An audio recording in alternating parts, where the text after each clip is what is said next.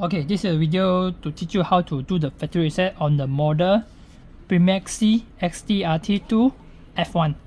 And this one is also can work on the model M series one without the fingerprint function one.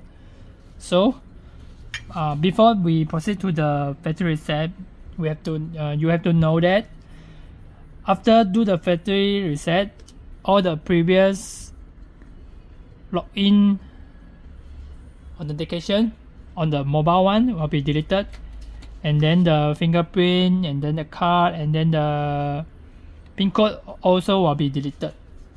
So you have to do setting over again. So first, for this model, you have to plug in the battery first with, and then check whether it can work or not. Okay, this one can work one.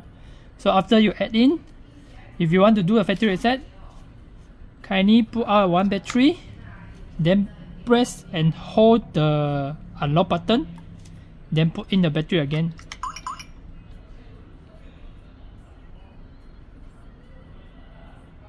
Please input initialization passcode. Okay, after you mention initialization password, press 0 0 0 0 hash. Deleting administrator successful. After delete, the log will be back to the factory mode lah.